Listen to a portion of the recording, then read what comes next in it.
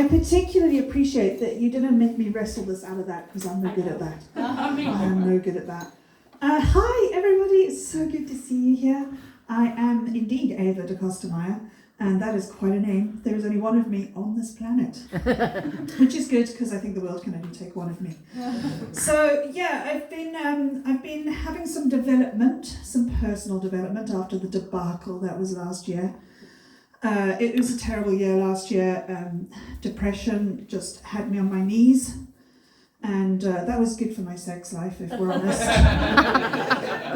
But it wasn't a great time, and today I'm going to take you through a little bit of my mental health. So this is a trigger warning, because my mental health is a dark place, right? So I'm going to give you permission at this point to laugh at my terrible mental health, and would very much appreciate it if you did, because otherwise this is going to be like really awkward. Okay, so yeah, I was having a really tough time last year. I had a therapist. I broke him. Like seriously, I was paying this guy money, and then he said to me, "Look, I can't help you." I was like, "Oh." He said, "Yeah, I can't. You've got issues that are bigger than I can deal with." And I was like, "Oh." And he said, "Yeah, I'm going to have to hand you over to somebody." I was like, "Oh." Like, I have abandonment issues, you know what I mean? Like, my therapist abandoned me. And then I said to him, "How about, right, okay, here's the deal. I'll pay you the money, but I won't tell you the really bad bits. And then we can just," he was like, "No, honey, you gotta go." I was like, Jesus, thanks for that. Anyway, so yeah, my therapist sacked me because I broke him. So that was a low. And I thought that could probably not be, repeated. I got another therapist. She's wonderful. She's absolutely lovely. And she said to me, "You've got trust issues, Ava. You really need to learn to trust people." Well, she claims she's my therapist. Yeah, she said I was a bit paranoid. She said that, well, she didn't say it in words, but I knew that's what she was thinking. And yeah, she said I need to learn to trust people, and that's just not possible. After you've broken one therapist and moved on to another, trust becomes difficult. So anyway, things got really a lot worse. I got mugged. Oh, come on, guys, keep up. Yes, I got mugged. Some guy stole my antidepressants. So wherever you are, you bastard, I hope you're happy now. Yeah, it was a terrible time last year. In fact, I was parked outside Park Towie. I don't know if any of you know Swansea, but Park Towie is like the major metropolis of Swansea. It's not. But they tried, bless. Heart in the right place, whatever. But if you park your car there for 47 seconds, they will totally have you, right? There's like actual vultures in there going, ooh. Get it. Right, so I was parked at Park Towie because I'm real classy. And I was literally just like flicking through Tinder outside Costa Coffee, as you do. And then some random guy that I've never met before, opened my car door and got in my car. And he looked at me, and I looked at him, and he went, "Oh, fuck," and jumped out the car and ran away. Obviously realised I'm not his wife. Still the best relationship we'll have all year. Still the best time. My favourite date. I've had some tough time with dating, online dating. Jesus, I wish I'd heard from you before last year. I would have thought twice, right? This one guy, he said, "Hi Ava, you look nice." I'm like, "I'm nice." He goes, "Oh, I like redheads." I'm like, "I'm redhead." I'm totally in here. He goes, "I'd like to eat your ass." What is this? Eat my ass. Look. It's pretty big. I'm sure we could come to some sort of arrangement, but I really want to know the details of this. So is there weaponry involved? I don't know what this is. Anyway, so I said to my best friend, who happens to be a guy I used to date, "So somebody wants to eat my ass." He's like, "Ava, let me tell you a thing." Well, I was a little more educated than I wanted to be after that, let me tell you. There's certain discussions you don't think you're going to have with your ex, and that was one of them. Yeah, it was a tough time. I dated this one guy on Tinder. When I met him, well, his name was Psycho Dave. When I met him, his name was just Dave. And he told me he was a really nice person, and I'm a really nice person, so we should have a lot in common, right?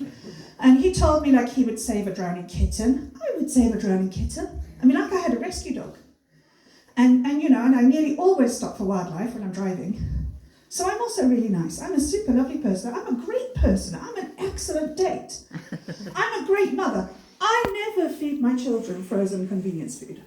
I always take the time to warm that shit up in the microwave. So anyway, so I met this guy, Psycho Dave. He told me he worked with animals. Turns out he's a butcher. And a drug addict. He's addicted to Viagra. I took it hard.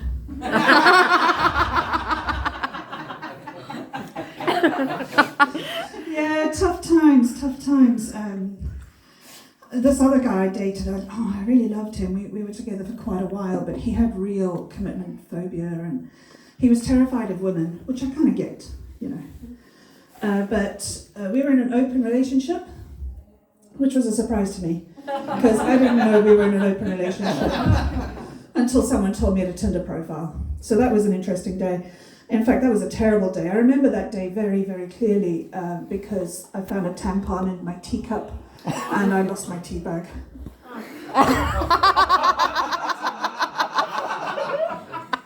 So anyway, moving on. I found his Tinder profile, and I mean, obviously, you know what I did, right? Would you totally stalk him? Like, I totally stalked him. And you know what? I was just really upset when I saw that, because it's not the cheating even. It's the lying. You know what I mean? It's the lying that hurts. I read that profile and I was like, you bastard. You're not 6'4", and you're not fun to be around. Oh, Jesus Christ. So anyway, yeah, that didn't go great. I have decided, actually, with the wisdom that 2023 has brought me, that I'm not going to be on dating apps anymore. I'm just going to try and hang out where men are. So I joined a mechanics course because I thought men would hang out there. Full of desperate women. So I joined an IT course thinking that's where men would hang out. Full of desperate, geeky women, all smarter than me, totally outclassed. So I joined a micro penis support group. Had a lot of fun. But, I feel like it's very important for me to update you all on my love life.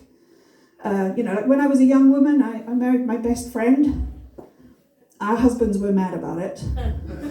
But, I was married for like 100 years, honestly. Those are like prison years, but my sentences ran concurrently. So, but I'm a widow now, I hope. If the plans worked. I'm kidding, that man has more lives than a cat.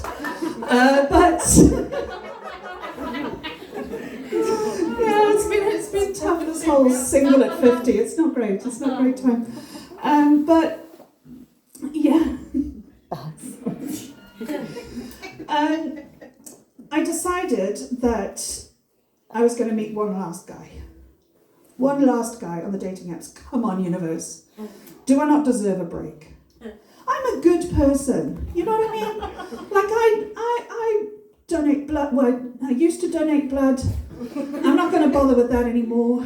I'm bored with the questions. You go to donate blood, right? And they go, have you been overseas lately? And you're like, she's like, how lucky do I look, Any chance you might be pregnant? I'm like, geez, fucking rude. Why is the blood in a bucket? Where did you get it from? So I've had enough of that. I'm not doing that again. Anyway, so one last guy. And this is Comrade Guy. Comrade Guy, he's an icon of eligible bachelorhood. I met Comrade Guy on Tinder. I've learned that lesson. I'm off Tinder now. Don't do that one. So we dated a few times. He was all right looking. He was old. So boring, bless him. But when you've dated a lot of psycho men, actually boring seems refreshing for a little while. And I'm not saying only men are psycho. There's a lot of psycho ladies out there, particularly in Penland and Swansea. You don't want to go there. Those aunties are terrifying. The Swansea contingent, they know what I mean. But, so Cymraeg guy, I met him a few times. We went out for Sunday lunch, because we're classy. And boring and old. And we were at this pub, and he ate his way through everything on the table. And I was so bored I wanted to stab myself in the eyeball with a fork. But I thought instead of doing that, which would cause me personal long-term injuries, I would just drink everything on the table. And I did. And being a gentleman, he then ordered more stuff for me to drink, and I drank it all. So by 3:00 on a Sunday afternoon, I was very squiffy. And that's a nice way to say I didn't know my own name. So he said to me, I think you need a coffee. And I was like, oh, hooray, I need a coffee. That's indeed very sensible. And he said, let's go to your house for coffee. I was like, okay, right. I was married, right, for 100 fucking years. Okay, I emerged from my marriage as a teeny tiny butterfly. I had no idea about online dating. I didn't know there's a code. I don't know the language. Right? So he says, let's go to your house for coffee. I thought he wanted a beverage, and I was not right. Right, so we turn up at my house. I'm plastered and helpless. He was not plastered, but he was a little frisky. And well-fueled, because he'd eaten all the food. Okay. So we went into my house, and I went into my kitchen, and I put the kettle on, and I got back to my living room, and he's standing there looking like perplexed. Like, what are you doing? I was like, I just put the kettle on. And he was like, okay. So then he kissed me, and drunk me is like, I like kisses. Kisses are good. So he kissed me, and then he sat me on my sofa. I'm like, I like my sofa. I'll sit here, that's fine. Drunk me is far too compliant. That was not an invitation, gentlemen. And then he started undoing his belt. So drunk me goes, oh, that's what we're doing now, is it?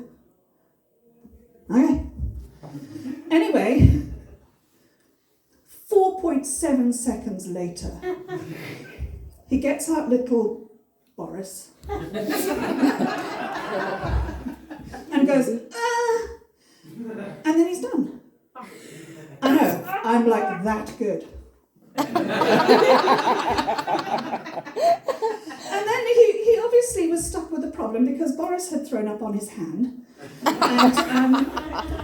And I would have thought a logical progression at this point, indeed a polite progression, would have been for him to withdraw to a bathroom. But Cymraeg guy is not classy, so that's not what he did. What he did was he looked and he saw on my coffee table, my nice coffee table in my nice living room, was a box of tissues because I'm a nice lady. So he grabbed a handful of tissues, did a sort of not adequate job of cleaning his hand off. Boris stayed slimy. Oh. But he got, I know, right? Like, dude, you're in a nice house. But anyway, Boris was put away. His slimy hand was less slimy. And then he took his tissue and he put it on my coffee table. Nice.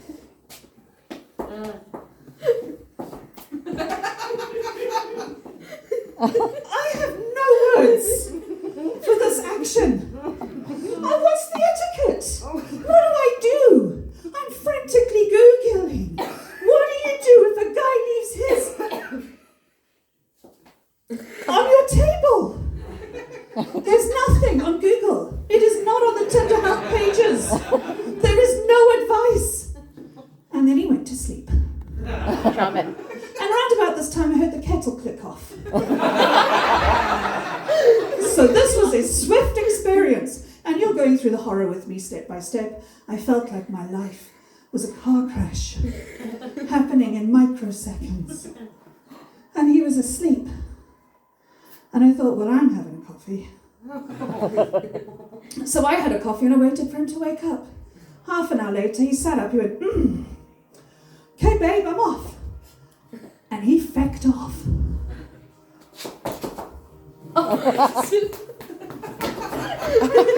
It's still there. Like, what? I don't have a biohazard suit. I haven't got murderer